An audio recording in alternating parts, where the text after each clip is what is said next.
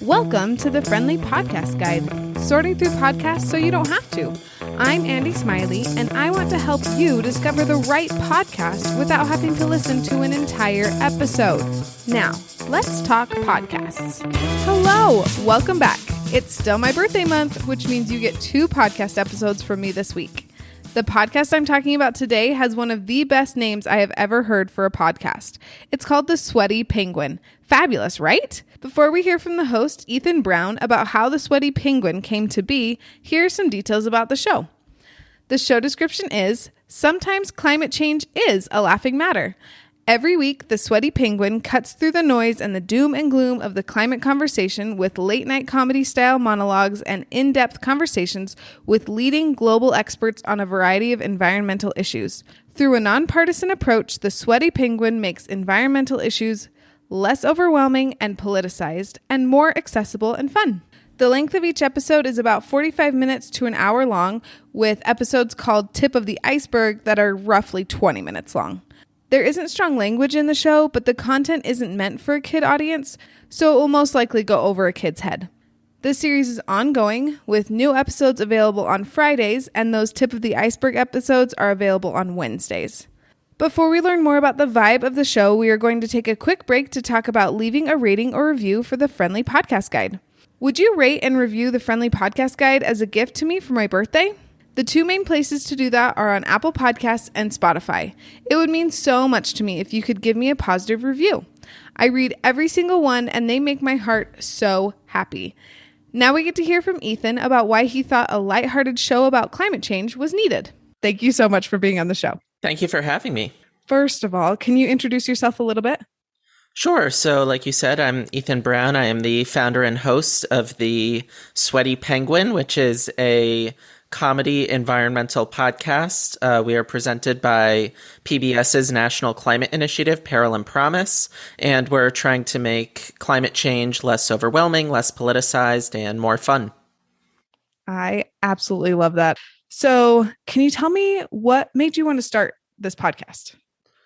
So going back to high school, when I first learned about climate change, I found it to be really overwhelming and really scary. And I honestly just had no interest in learning about it because of that. And it really took until I was going to college for film and television. I felt like to be a storyteller, I needed a story to tell. This seemed super important. So I was like, all right, let me try a few environmental classes and see if I can handle it.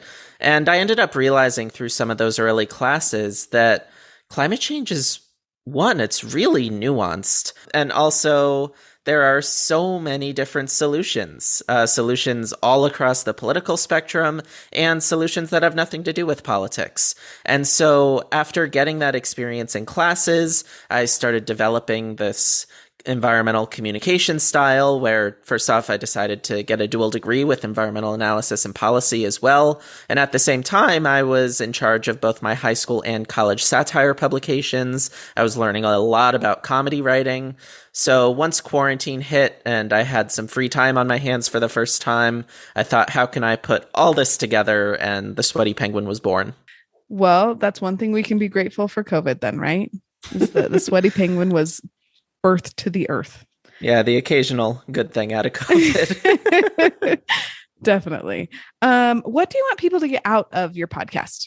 So I hope people, first off, can reframe climate change a little bit in their heads. Because right now, I get the sense that a lot of people see the stakes of climate change as this extinction-causing event. And again, it's more nuanced than that. We're looking at the low-lying areas in our cities getting flooded, people having to move, people, certainly there are deaths due to climate change if we want to get dark, but it's these extreme weather events that are just really damaging in other ways. And we think about our food security, our water security, our health, our economics. Certainly, it costs billions, trillions of dollars to clean up some of these disasters. So yes, I think all of that put together makes climate change major cause for concern and something to take seriously.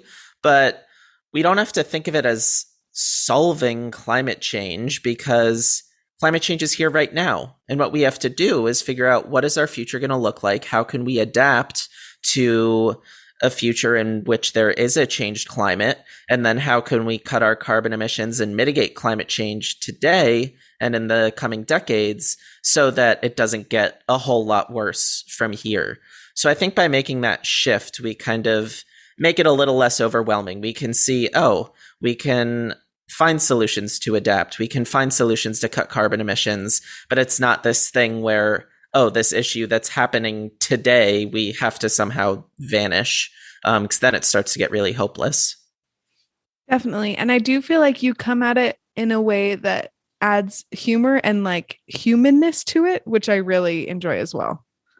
Yeah, absolutely. I think that humor is just one tool in our toolbox for making climate change less overwhelming, but I think it's a powerful one. I think that, people will ask, like, how do you still take climate change seriously while being funny? But as you probably heard listening to an episode, we're not like joking about climate change. We'll make some pop culture reference or just notice a funny thing in a given story and comment on it. But I think by making things just a touch lighter in that regard, trying to kind of smile through it and have some fun, and then also combining that with this nuance, with the reframing, with creating options for solutions rather than saying this is the one solution that we all have to agree upon. I think that put together, it makes climate change a lot less overwhelming. So that's certainly our goal. I love that. So I feel like we've kind of touched on it a little bit, but how would you describe the vibe of your show? The vibe of our show, I do think that our style of comedy is very different. Like I said, a lot of our goal is to create a show that people of any political viewpoint would enjoy. And so in doing that, our comedy is not as targeted per se. I'll rip on like Tom Brady or Logan Paul, but I'm not going to rip on random politicians. Just trying to have a little more fun with our comedy, keep it a little lighter, while at the same time talking about some really serious and important issues. So in terms of feel, it would be similar to those late night shows, but definitely a different comedy style. Definitely. Okay. I love that. I know this is going to be hard, but what would you say is your favorite episode or couple of episodes and why? Oh, that's always such a hard question.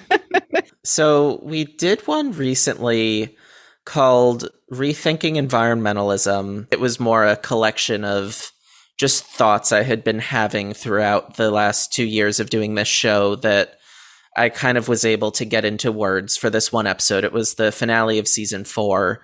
And we were looking at the fact that, forgive me if I get the statistics wrong, but I think it was in 1991, over 70% of Americans classified themselves as environmentalists. And today that was down into the 40% range. So thinking about why would that happen when you think about a clean air, clean water, and healthy climate, how could you not want that? So we were looking at kind of where the environmental movement may have gone astray, may have put off some people. Our guest in that episode, so our episodes have a comedy monologue and then an expert interview. And we've interviewed professors from 11 countries across 5 continents. We've had some really cool people on. That was with Dr. Jenny Price, who recently wrote a book on this. And she actually had some things I disagreed with, which is rare for our interviews. But I thought that made the episode really cool. I could kind of say how I felt. She could say how she felt. I do think I agreed with her on 75-80% of what she was saying. But I think that was a really interesting one. If you want something more just specific and relatable as opposed to a high concept, I think our episode on chocolate was a really eye-opening one as well. So definitely check that out. Totally. I love that. And I love that you disagreed with your guest. And I feel like it kind of helps us to think, oh, there's 2 sides to this. It's not like one side is right all the time. I absolutely love that. Yeah, what we try to get across with climate change is the problems and the solutions are really two different things. Often the politics and the facts just get jumbled together, and we very carefully separate them out and peel them apart. We'll talk about the problems, how it affects the environment, the economy, health, justice, etc. And then when we talk about solutions, we make that very clear, and we present options, and we discuss their pros and cons rather than advocating a specific idea. So sometimes I'll talk about a solution that I'm personally not all that huge about, and I'll break down the pros and cons. Given that episode was a little more zoomed out, looking big picture, certainly there was a little more room for different perspectives. So I think it was cool that the two of us could provide slightly different outlooks on a similar issue. Definitely. And do it civilly, right? And not of course, get mad at each other. So I absolutely love that when that happens in any media form. So that's fabulous. My listeners are mostly moms, so I always ask, is your podcast kid ear friendly? I would rate our podcast PG-13. I don't think the jokes are anything that bad. I mean, I think you could have it on if kids are in the house, because certainly we're on pbs.org. That's our partner, so we're not going to go overboard. Occasionally there will be a reference or two, but I never swear, and I don't really take it too far. Fine to have on in the house. Perfect. That's exactly what I needed to know. Okay. Is there anything else that you want to add that we haven't touched on yet? Well, certainly if you want to check out The Sweaty Penguin, you can find us on Apple, Spotify, or wherever you get your podcasts. We're also at thesweatypenguin.com. One thing we do love to get our listeners involved in is on Wednesdays, I do a news analysis episode called Tip of the Iceberg, where I give my take on the big environmental news story of the week, and then I answer a question from an audience member. So I really, really love when people submit questions. So you can do that on our social media, by email, by whatever means you want to reach us. We'll get your question on the show and get you featured, and you can get anything you're wondering about answered. The other way you can support us is to join our Patreon at patreon.com/thesweatypenguin. There we've got merch, bonus content, extended cuts, early access, a whole bunch of good stuff. That's fabulous. Okay, I will make sure to link all of that in the show notes so that people can jump right where they want to go. And thank you so much for being on my show. Thank you so much for having me. This was a lot of fun. Thank you for listening to this episode. If you want to hear about more podcasts from me, please follow or subscribe on your podcast app of choice. And just a reminder, for my birthday month, could you please rate or review this podcast? It would mean the world to me. Talk to you soon.